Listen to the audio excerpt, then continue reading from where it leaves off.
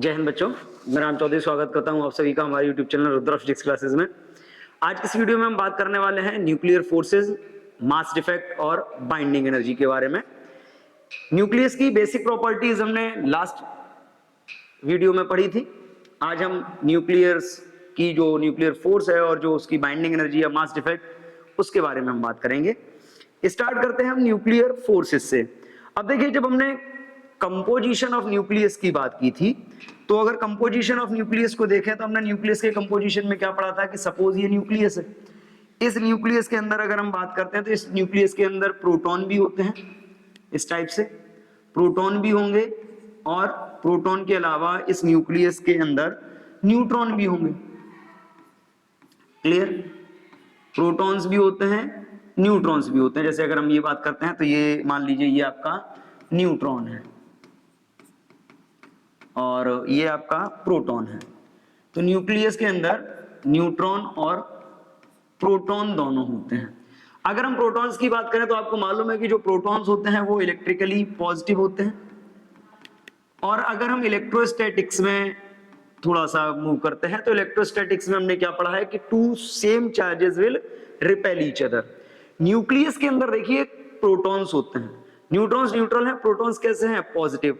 तो होना क्या चाहिए अकॉर्डिंग टू द इलेक्ट्रोस्टैटिक्स या जो इलेक्ट्रिकल नेचर है इनका, पॉजिटिव चार्ज का, प्रोटॉन्स का, इसके अकॉर्डिंग प्रोटॉन प्रोटॉन को क्या करेंगे? रिपेल करेंगे।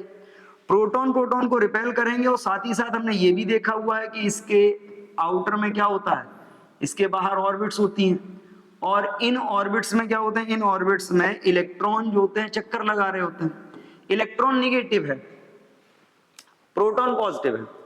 अंदर अगर हम बात करें तो दो प्रोटॉन्स के बीच में होना क्या चाहिए? दो प्रोटॉन्स के बीच में होना चाहिए रिपल्सन, यानी कि अंदर जितने भी प्रोटॉन है वो सारे क्या करेंगे? एक दूसरे को रिपेल कर रहे होंगे, और बाहर जो इलेक्ट्रॉन है वो इसे क्या कर रहा होगा? अट्रैक्ट कर रहा होगा। तो बेसिकली अगर हम इलेक्ट्रोस्टैटिक्स को ध्यान में रखें तो इलेक्ट्रोस्टैटिक्स के अकॉर्डिंग क्या होना चाहिए कि प्रोटॉन प्रोटॉन को रिपेल करेगा, बाहर से इलेक्ट्रॉन उसको अट्रैक्ट करेगा, तो क्या होगा? ये अंदर से प्रोटॉन बाहर आ जानी चाहिए, क्योंकि अंदर रिपल्सन वर्क कर रहा है, बाहर अट्रैक्शन वर्क कर रहा है। जस्ट लाइक ये कंडीशन समझ लीजिए कि नॉर्मली जैसे होता है फैमिलीज में कि भाई बहन आपस में लड़ते हैं, मान लीजिए आपका आपके भाई से लड़ाई हो रही है घर में नॉर्मली, और बाहर आपका दोस्त खड़ा है जो आपको गेम खेलने के लिए बुला रहा है। तो कंडीशन वही है, अंदर आपका मन नहीं लग रहा, बाहर से अट्रैक्शन है, तो क्या होगा?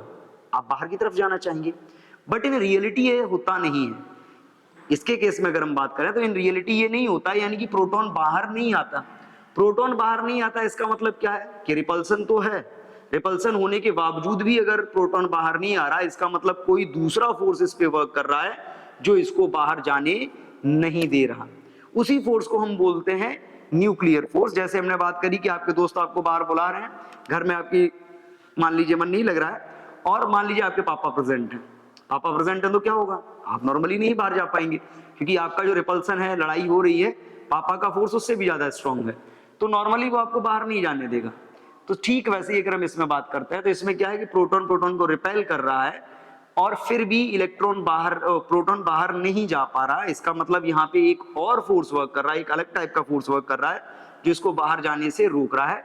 उसी फोर्स को हम बोलते हैं न्यूक्लियर फोर्स। अब देखो न्यूक्लियर फोर्स क्या कर रहा है? न्यूक्लियर फोर्स ऐसे पार्टिकल्स को जो एक दूसरे को रिपेल कर रहे थे उनको आपस में जोड़ के रखता है, उनको आपस में बांध के रखता है। तो इस फोर्स को हम बोलते हैं न्यूक्लियर फोर्स, और हम इसको डिफाइन क्या करेंगे? The force working inside the nucleus that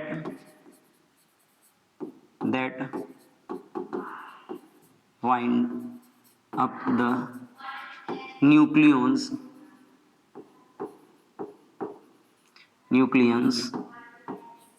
together। यानी कि वो फोर्स न्यूक्लियस के अंदर वर्क करने वाला वो फोर्स जो न्यूक्लियंस को, न्यूक्लियंस का मतलब क्या है? अगर हम यहाँ पे इस वर्ड की बात करें न्यूक्लियंस, तो न्यूक्लियंस आपको मालूम है, न्यूक्लियंस में आपके आते हैं प्रोटॉन और न्यूट्रॉन, यानी कि वो फोर्स जो प्रोटॉन्स और न्यूट्रॉन्स को आपस में बांध के रखता है, that force is called nuclear force. Clear है? और अगर हम इस न्यूक्लियर फोर्स की बात करें तो इस न्यूक्लियर फोर्स की जब हम प्रॉपर्टीज की बात करते हैं, क्योंकि ये न्यूक्लियस के अंदर वर्क कर रहा है, आपस में बांध के रखता है, आपस में बांध के रख रहा है, और कैसे पार्टिकल्स को आपस में बांध के रख रहा है, जो एक दूसरे को रिपेल कर रहे थे, प्रोटॉन प्रोटॉन को रिपेल कर रहा था। न्यूट्रॉन न्यूट्रल है, उससे कोई लेना देना नहीं, उसको बांधना बड़ा आसान है किसी के भी साथ, बट प्रोटॉन को प्रोटॉन के साथ बांधना है, जोड़ के रखना थोड़ा सा मुश्किल हो जाता है, क्योंकि वो रिपेल कर रहे हैं नॉर्मली, फिर भी इनको वो जोड़ के रखता है। The force working inside the nucleus that bind up the nucleons together, bind up the nucleons together, या हम कह सकते हैं that holds the nucleons inside the nucleus, nucleus के अंदर बना के रखता है, ऐसे फोर्स को हम बोलते हैं न्यूक्लियर फोर्स। और जब हम इसकी प्रॉपर्टीज की बात करते हैं तो देखिए प्रॉपर्टीज में वन बाय वन अगर हम समझते हैं तो ये जो फोर्स है, these are strongest force of universe, strongest force of universe, यानी कि ये ऐसे फोर्स हैं जो यूनिवर्स के सबसे स्ट्रॉन्गेस्ट फोर्स है। इसीलिए कहा जाता है कि किसी भी न्यूक्लियस को ब्रेक करना बहुत आसान नहीं होता, यानी कि न्यूक्लियस को ब्रेक करने के लिए हमको लार्ज अमाउंट में एनर्जी चाहिए होती है। रीजन वही है क्योंकि इनका जो स्ट्रॉन्ग जो फोर्स है, जो इनको बाइंड अप करके रख रहा है न्यूक्लियस को जो जोड़ के रख रहा है, वो फोर्स कैसा है, that is the strongest force universe. तो इसके अगेंस्ट अगर हमें न्यूक्लियस को ब्रेक करना है तो हमको लार्ज अमाउंट में एनर्जी की रिक्वायरमेंट होती है। तो अगर हम बात करें प्रॉपर्टीज की, सेकंड, अब देखिए क्या कर रहा है, ये बाइंड अप करके रखा है। बाइंड अप करके रखने का मतलब है होल्ड करके, एक दूसरे से ज्वाइन करके रखा है। और अगर ज्वाइनिंग नेचर की बात करते हैं तो ये जो फोर्स होंगे, दीज आर अट्रैक्टिव, ये फोर्स कैसे होंगे, अट्रैक्टिव इन नेचर। क्लियर, क्योंकि आपस में बांध के रखते हैं तो इनका जो नेचर होगा वो अट्रैक्शन का होगा। इसके अलावा अगर हम बात करें तो न्यूक्लियस के अंदर बात वर्क करते हैं, इसलिए हम क्या बोल सकते हैं, these are short range forces, short range forces, ठीक है। इसीलिए हम इनको क्या बोलते हैं, हम इनको फर्मी फोर्सेस भी बोलते हैं, क्योंकि ये न्यूक्लियस के अंदर वर्क करते हैं। और न्यूक्लियस की रेंज आपको मालूम है, न्यूक्लियस की जो रेंज होती है वो कितनी होती है, इसका जो साइज होगा that is about 10 to the power -15 meter, जिसको हम फर्मी बोलते हैं, इस ऑर्डर का होता है। तो न्यूक्लियस के अंदर ही ये फोर्स वर्क करते हैं, तो इनकी रेंज कैसी होगी, बहुत शॉर्ट होगी, तो इनको हम शॉर्ट रेंज फोर्स या फर्मी फोर्स बोलते हैं। इसके अलावा अगर हम बात करते हैं तो next property is these are charge independent, these are charge independent, यानी कि ये चार्ज पे डिपेंड नहीं करते, ठीक है। ये इलेक्ट्रोस्टैटिक फोर्स नहीं है, ये चार्ज पे डिपेंड नहीं करते। क्यों नहीं करते, क्योंकि ये पॉजिटिव को भी पॉजिटिव के बीच में भी होते हैं तो भी अट्रैक्शन, यानी कि दो प्रोटॉन के बीच में लगते हैं, ये प्रोटॉन या न्यूट्रॉन के बीच में लगते हैं, या न्यूट्रॉन के बीच में। तो ये क्या करता है, सबको बाइंड अप करके रखते हैं, चाहे पार्टिकल पॉजिटिव हो चाहे पार्टिकल न्यूट्रल हो, इनका उससे कोई लेना देना नहीं होता। तो बेसिकली अगर हम बात करें तो these are the main properties of nuclear force. और सिंपली न्यूक्लियर फोर्स क्या है, nuclear forces are the force those will work inside the nucleus and bind up the nucleons together, bind up the nucleons together। Main properties में हमने क्या पढ़ा, strongest force of universe है, attractive है nature में, short range force है और charge independent है, यानी कि इन पर चार्ज का, ये चार्ज पे डिपेंड नहीं करते। क्लियर है। और इन्हीं फोर्सेस के कारण क्या है कि जो न्यूक्लियस है वो वाइंड अप रहता है, अदरवाइज प्रोटॉन प्रोटॉन के रिपल्सन के कारण क्या होना चाहिए, न्यूक्लियस को बिखर जाना चाहिए, टूट जाना चाहिए। क्लियर है। नेक्स्ट अगर हम बात करते हैं तो अब देखिए न्यूक्लियस स्ट्रक्चर को समझने के लिए या न्यूक्लियस की प्रॉपर्टीज को समझने के लिए, न्यूक्लियर फोर्सेस की हमने बात की, फोर्सेस के बाद आती है एनर्जी जो इनको बाइंड अप करके रखती है, जिसको हम बाइंडिंग एनर्जी बोलते हैं। उसको समझने के लिए हमें एक कॉन्सेप्ट पहले समझना पड़ेगा जिसको हम बोलते हैं mass energy equivalence. Mass energy equivalence क्या है, अगर हम बात करें अकॉर्डिंग टू द आइंस्टाइन, हमने एक फॉर्मूला पढ़ा हुआ है कि आइंस्टाइन मास एनर्जी इक्वेशन होती है E is equal mc²। Clear, E is equal mc², ये हमने पहले ऑलरेडी पढ़ा हुआ है। अब E इज इक्वल mc² के ही कॉन्सेप्ट को अगर हम फॉलो करते हैं तो मास एनर्जी इक्विवेलेंस क्या होता है, जैसे हम बात करें फॉर 1 kg। अब देखिए 1 kg के लिए क्या होगा, 1 kg मास के लिए अगर हम बात करते हैं तो 1 kg किसके इक्वल होगा, E is equal mc²। That means E is equal 1 into 3 into 10 to the power 8 meter पर सेकेंड स्क्वायर, ये सी की वैल्यू होती है, होल स्क्वायर हो गया, तो ये कितना हो जाएगा 9 इंटू 10⁻16 जूल।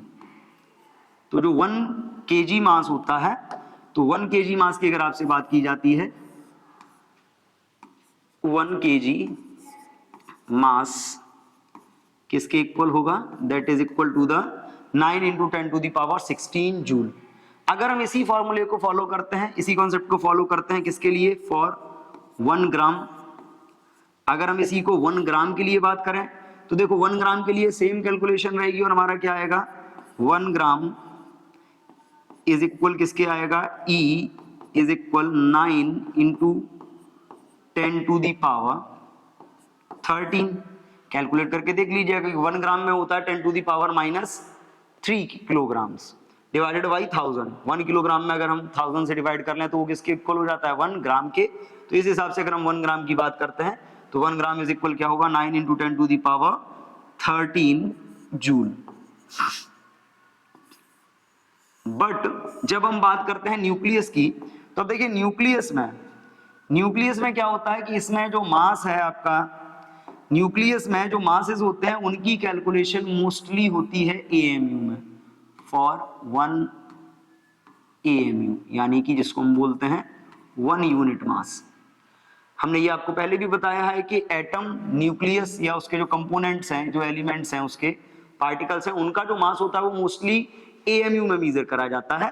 तो अगर हम 1 AMU का मास एनर्जी इक्विवेलेंस देखते हैं तो देखो 1 AMU, आपको ये मालूम है कि 1 AMU किसके इक्वल होता है, 1 AMU इज इक्वल होता है 1.67 इंटू 10⁻⁻27 kg। अगर हम इस वैल्यू के हिसाब से कैलकुलेट करते हैं देन E इज इक्वल, आपने पढ़ा है mc², m कितना 1.6 इंटू 1.67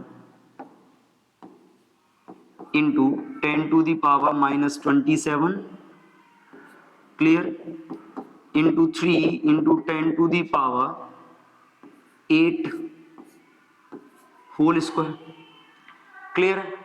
आप इसको देखिए, आप इसको मल्टीप्लाई करोगे तो ये कितना आएगा, 1.67 इंटू 10⁻⁻27 इंटू 9 इंटू 10⁻16।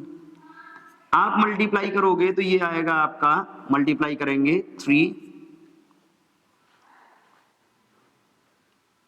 0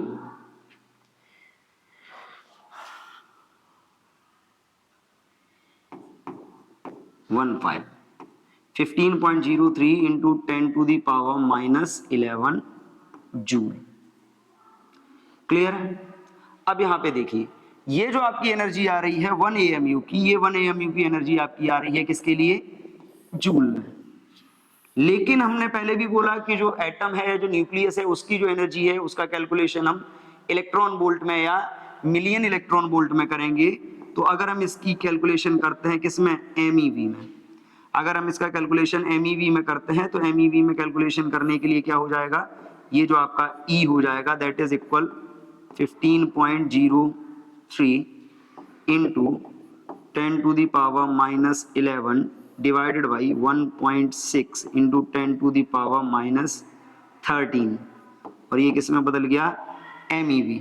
यानी कि यहां से अगर हम बात करें तो फाइनली हमारे पास क्या आने वाला है, E इज इक्वल, हम इसको डिवाइड करेंगे तो अब देखिए इसको डिवाइड करेंगे तो कितना आएगा 9। सबसे पहले अगर हम बात करते हैं तो 1 इसके डिवाइड करेंगे तो ये आएगा 9,463 हो जाएगा 3, ठीक है। ये है 15.03 डिवाइडेड बाई 1.6 तो 9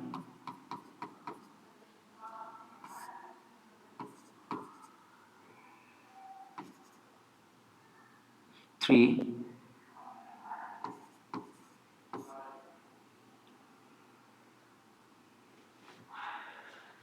ठीक है, ओके। हाँ, तो इसको जब हम सॉल्व करेंगे तो ये हमारा आएगा डिवाइड करने पे समथिंग, जब आप इसको करोगे तो it is something 931.5 million electron volt. Clear? 931.5 million electron volt. Clear है?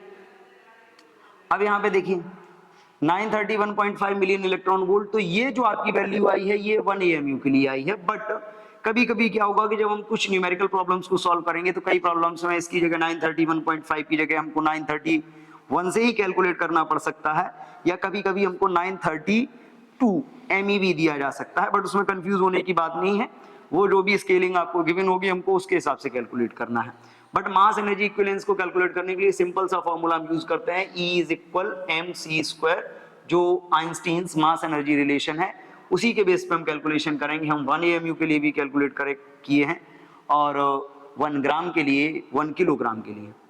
इसी कॉन्सेप्ट को यूज करके हम न्यूक्लियर एनर्जी को या बाइंडिंग एनर्जी को कैलकुलेट करने वाले हैं। अब देखिए बात करते हैं अगर हम नेक्स्ट टॉपिक की, तो नेक्स्ट टॉपिक है हमारा मास डिफेक्ट। देखिए मास डिफेक्ट क्या होता है, जैसे हमने न्यूक्लियस की बात करी, अगर हम न्यूक्लियस की बात करते हैं तो न्यूक्लियस में हमने क्या पढ़ा हुआ है कि ये न्यूक्लियस है। इस न्यूक्लियस के अंदर जैसे अभी बात हुई कि इस न्यूक्लियस के अंदर न्यूट्रॉन्स होंगे और प्रोटॉन्स होंगे, न्यूट्रॉन्स होंगे और प्रोटॉन्स होंगे। तो अगर हम इसकी बात करें तो मास अगर हम यहां पे देखते हैं तो न्यूक्लियस के अंदर 2 पार्टिकल हैं, एक तो है आपका न्यूट्रॉन, एक तो है आपका proton.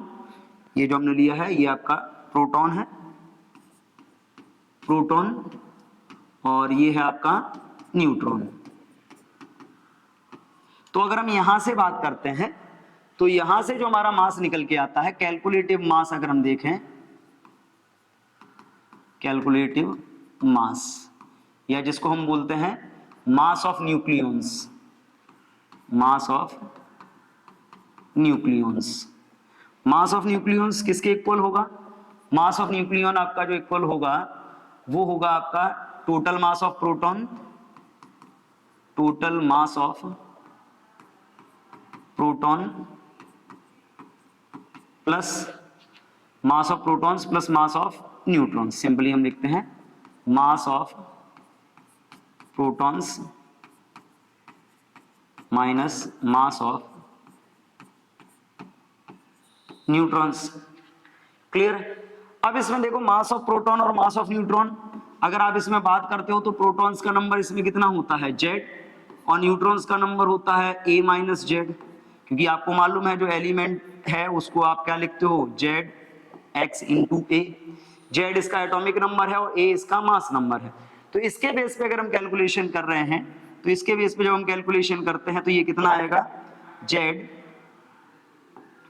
Into mass of proton, Z into mass of proton plus A minus Z into mass of neutron.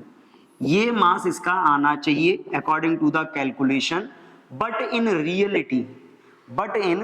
Reality अगर हम बात करते हैं, but real mass of nucleus, real mass of nucleus जो होता है small m, that is always less than Z into mass of proton plus A minus Z into mass of neutron. कहने का मतलब ये है कि जब हम कैलकुलेशंस के थ्रू बात करें या जो हमने आइडिया लिया है, जो हमने कंपोजिशन न्यूक्लियस का देखा है कि न्यूक्लियस प्रोटॉन और न्यूट्रॉन से मिलकर बना होता है, तो प्रोटॉन और न्यूट्रॉन के अकॉर्डिंग इसका जो टोटल मास है वो इतना आना चाहिए।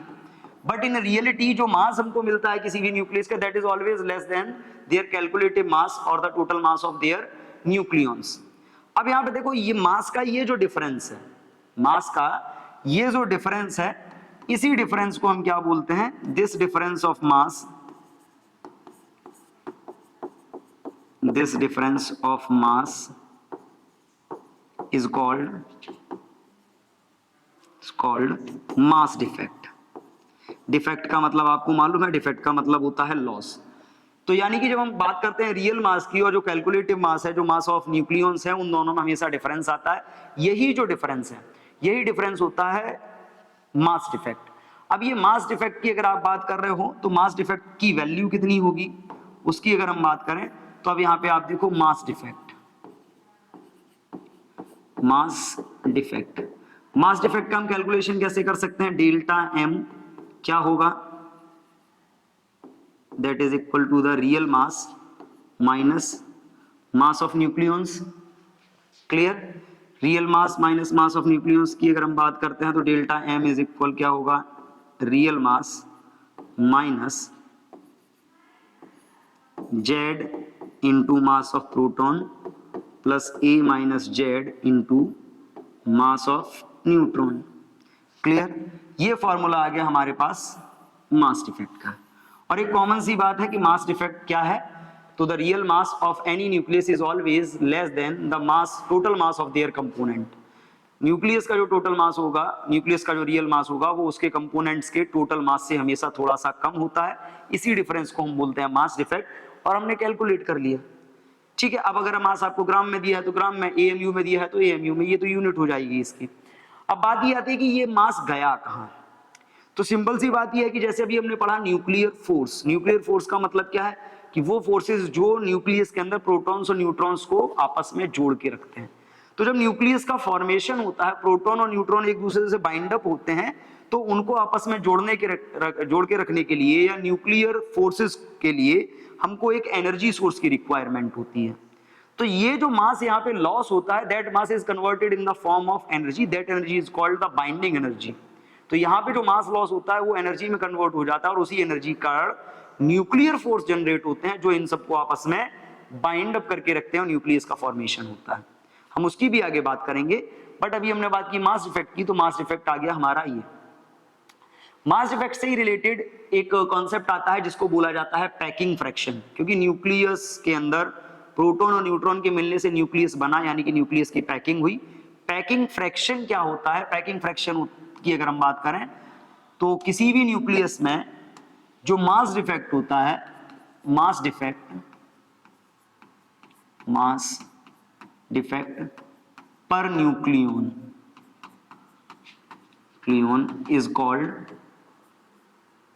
is called packing fraction।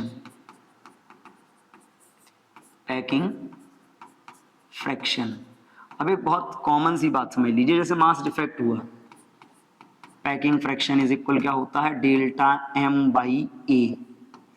ए क्या है, नंबर ऑफ न्यूक्लियॉन्स, ठीक है। जैसे हमने ये लिखा जेड एक्स ए, ए क्या है, ए को हम जानते हैं कि ए को हम बोलते हैं मास नंबर, या इसी को हम क्या बोलते हैं, नंबर ऑफ न्यूक्लियॉन्स, यानी कि प्रोटॉन्स प्लस न्यूट्रॉन्स। तो ऐसा तो नहीं है कि जब मास डिफेक्ट हुआ होगा, जैसे मान लीजिए किसी एग्जांपल हम ले लेते हैं 8O16 ले लिया, इसका न्यूक्लियस बना, तो इसमें टोटल कितने हैं न्यूक्लियॉन, 16 है। ऐसा तो नहीं जितना डिफेक्ट हुआ होगा वो केवल एक ही प्रोटॉन या एक ही न्यूट्रॉन से हुआ होगा, सबसे हुआ होगा, तो सबकी बराबर बराबर हिस्सेदारी होगी, इक्वल पार्टनरशिप होगी। तो पर न्यूक्लियन कितना डिफेक्ट आएगा, that defect is called the packing fraction. Mass defect per nucleon in any nucleus is called packing fraction. Clear है।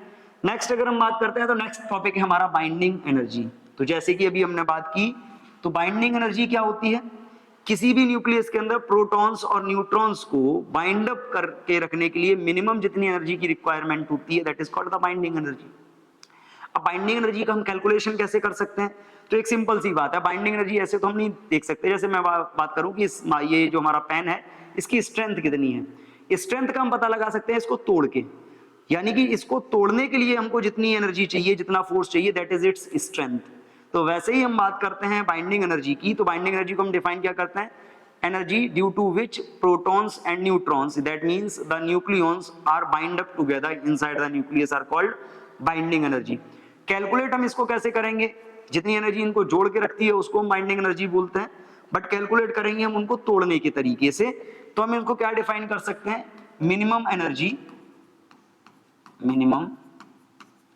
Energy required to separate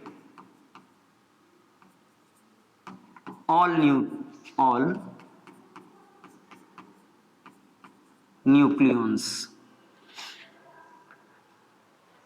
minimum energy required to separate all nucleons from any nucleus, yes, is called binding energy, is called binding energy। किसी भी nucleus में जितने भी nucleons हैं यानी कि protons और न्यूट्रॉन्स हैं, उन सबको सेपरेट करने के लिए मिनिमम जितनी एनर्जी की रिक्वायरमेंट होती है, that energy is called binding energy, या सिंपली हम बोल सकते हैं और energy that binds nucleons together. Clear? अब देखिए इस बाइंडिंग एनर्जी की अगर हम बात करें तो बाइंडिंग एनर्जी हमको मिलती कहां से है? इन न्यूक्लियस मास डिफेक्ट जो होता है आपका, mass defect converts in binding energy. किसी भी न्यूक्लियस में जो मास डिफेक्ट होता है वो उसकी बाइंडिंग एनर्जी में कन्वर्ट हो जाता है। जब मास डिफेक्ट बाइंडिंग एनर्जी में कन्वर्ट होगा तो हम बाइंडिंग एनर्जी के फॉर्मूले की भी बात कर सकते हैं। बाइंडिंग एनर्जी इज इक्वल क्या होगा? Delta M into 931.5 MeV। Clear? अगर हमको मिलियन इलेक्ट्रॉन वोल्ट में काउंट करना है तो हम ये कर सकते हैं। कब? जब हमको क्या मालूम होगा? If delta M is in AMU। ठीक है, ये हो गया। अगर हम इसी से बात करें कि अगर क्या है, if delta M is in kg, तो हम सिंपली फॉर्मूला लगा सकते हैं, binding energy is equal delta M into C square. वैसे ये भी वहीं से आया है ऊपर वाला, बट हम इसको क्या बोल सकते हैं? Delta M into C square. तो सिंपली किसी भी न्यूक्लियस के जो कंपोनेंट हैं जिसको हम न्यूक्लियॉन्स बोलते हैं, न्यूक्लियॉन्स को टोटली सेपरेट करने के लिए यानी कि न्यूक्लियस को कंप्लीटली ब्रेक करने के लिए मिनिमम जितनी एनर्जी की रिक्वायरमेंट होती है, that amount of energy is called binding energy. और यहाँ पे अगर हम बात कर रहे हैं तो बाइंडिंग एनर्जी मिलती कहाँ से? बाइंडिंग एनर्जी मिलती है मास डिफेक्ट से। तो अगर हम बाइंडिंग एनर्जी के फॉर्मूले की बात करें तो बाइंडिंग एनर्जी इज इक्वल क्या होता है? AMU में अगर आपका मास डिफेक्ट आता है तो डेल्टा एम इंटू 931.5 MeV, और अगर जूल मास डिफेक्ट आपका kg में आता है तो delta M into C square, जिसकी बात अभी हम पीछे कर चुके हैं। अब देखिए जैसे हमने मास डिफेक्ट के लिए बात की कि मास डिफेक्ट के लिए होता है पैकिंग फ्रैक्शन, ऐसे ही जो बाइंडिंग एनर्जी है वो भी हर न्यूक्लियन के हिसाब से, पर न्यूक्लियन के हिसाब से हम काउंट करेंगे, जिसको हम बोलते हैं बाइंडिंग एनर्जी पर न्यूक्लियन। क्या बोलेंगे हम उसको? Binding energy per nucleon. तो यहाँ पे एक कॉन्सेप्ट हमारा और आता है बाइंडिंग एनर्जी पर न्यूक्लियन का, और बाइंडिंग एनर्जी पर न्यूक्लियन के बेस पे हम एक कर्व तैयार करते हैं जिसको बोला जाता है बाइंडिंग एनर्जी कर्व। तो पहले हम बात करते हैं बाइंडिंग एनर्जी पर न्यूक्लियन की। देखो बाइंडिंग एनर्जी पर न्यूक्लियन क्या होता है? सिंपली अगर बाइंडिंग एनर्जी पर न्यूक्लियन की आप बात करते हो तो इसको रिप्रेजेंट करते हैं हम, ठीक है, इट इज इक्वल होता है एनर्जी, जो आपकी बाइंडिंग एनर्जी है, बाइंडिंग एनर्जी डिवाइडेड बाई ए क्या है? नंबर ऑफ न्यूक्लियन, क्योंकि हमको मालूम है कि जो न्यूक्लियस होता है उसको हम क्या लिखते हैं? ZXA। अब देखिए ये जो बाइंडिंग एनर्जी पर न्यूक्लियन है ये किसी भी न्यूक्लियस की स्टेबिलिटी का मेजरमेंट है। इट डिफाइंस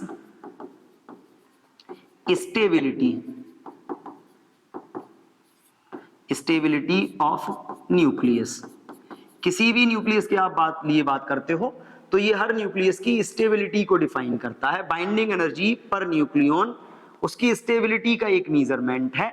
अब यहां पे समझ लीजिए किसी भी न्यूक्लियस के लिए बाइंडिंग एनर्जी पर न्यूक्लियन की अगर आप बात करते हो तो बाइंडिंग एनर्जी पर न्यूक्लियन जो होती है वो डायरेक्टली एक तरीके से हम मान लें प्रोपोर्शनल होती है स्टेबिलिटी के।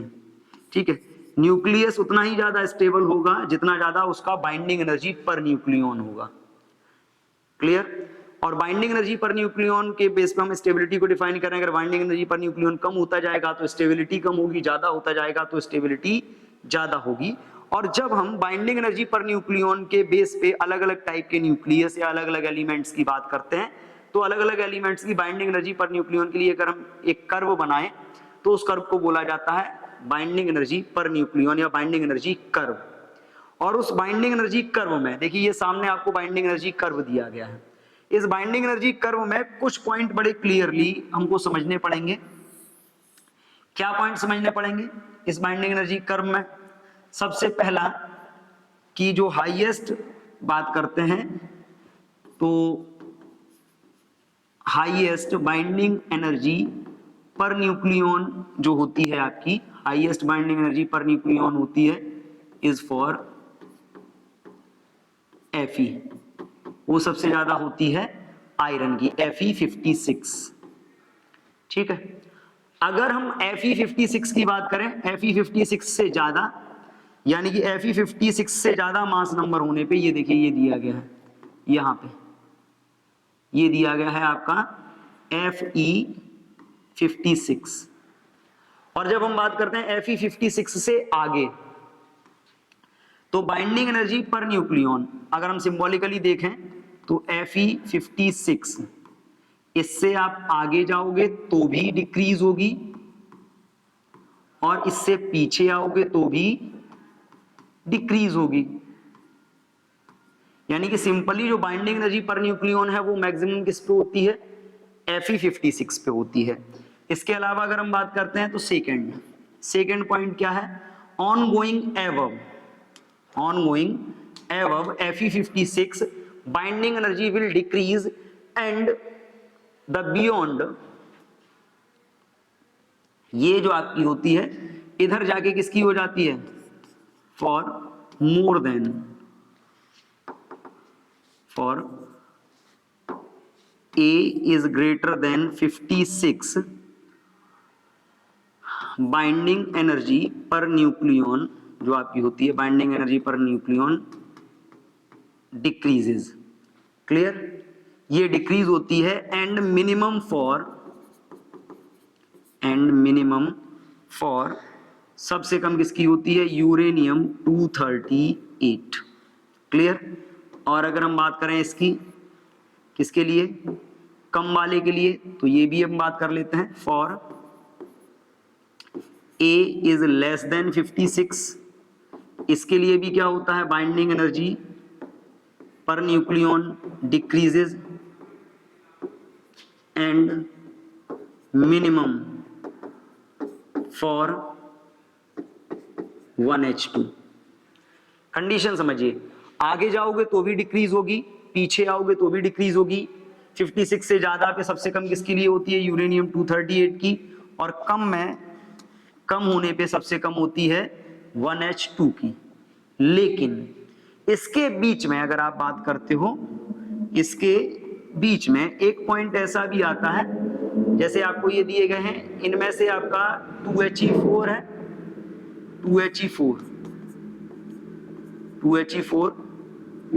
2He4 के अलावा आपका 7N14, 2He4 के बाद 6C12, सॉरी 2He4 के अलावा आपका होता है 6C12, 8O16। ये जो आपके हैं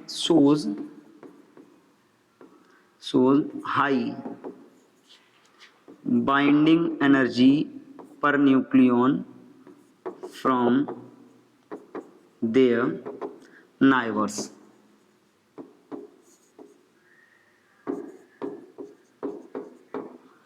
ठीक है, अब यहां पे देखो, वैसे बेसिकली अगर हम बात करते हैं तो इधर से इधर आने पे कम हो रही है, इधर से इधर कम आने पे कम हो रही है। और इधर आपका क्या है? यूरेनियम है 238 और इधर क्या है आपका 1H2। तो देखो 1H2 से Fe56 की तरफ हम जाएंगे तो नॉर्मली बढ़ेगी, बट यहाँ पे देखो हाइड्रोजन से हम चलते हैं 1H2 से हम चलना शुरू करते हैं तो क्या होता है? हीलियम तक बढ़ता है, लिथियम का कम हो जाता है, कार्बन का फिर से ज्यादा होता है, नाइट्रोजन फिर से कम, ऑक्सीजन का फिर से ज्यादा, और ऑक्सीजन 16 के बाद फिर से कम होता है और फिर से दोबारा ये ग्राफ ऐसे करके बढ़ने लगता है और आगे जाके ये यूरेनियम पे ग्राफ ऐसा बनता है। तो बाइंडिंग एनर्जी पर न्यूक्लियॉन के बेस पे हम जो कर्व बनाते हैं जिसको हम बोलते हैं बाइंडिंग एनर्जी कर्व, ये बाइंडिंग एनर्जी कर्व क्या करता है, हमको स्टेबिलिटी का मेजरमेंट हमको यहाँ से मिलता है। सबसे ज्यादा स्टेबल आपका कौन सा होता है, ये सबसे ज्यादा स्टेबल है, मोर स्टेबल, और जिसकी बाइंडिंग एनर्जी पर न्यूक्लियॉन कम होती है, ज्यादा वाले में सबसे कम स्टेबल होता है यूरेनियम 238 और कम वाले में सबसे कम स्टेबल होता है 1H2।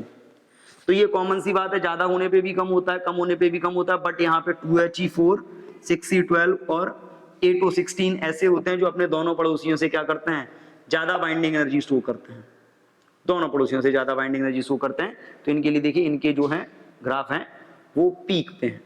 क्लियर? तो this is the binding energy curve और इसी कर्व के बेस पे हम न्यूक्लियस की स्टेबिलिटी का मेजरमेंट करते हैं। ओके, आज के लिए हम इतना ही रखेंगे, मिलते हैं नेक्स्ट वीडियो में, तब तक के लिए थैंक यू एंड जय हिंद।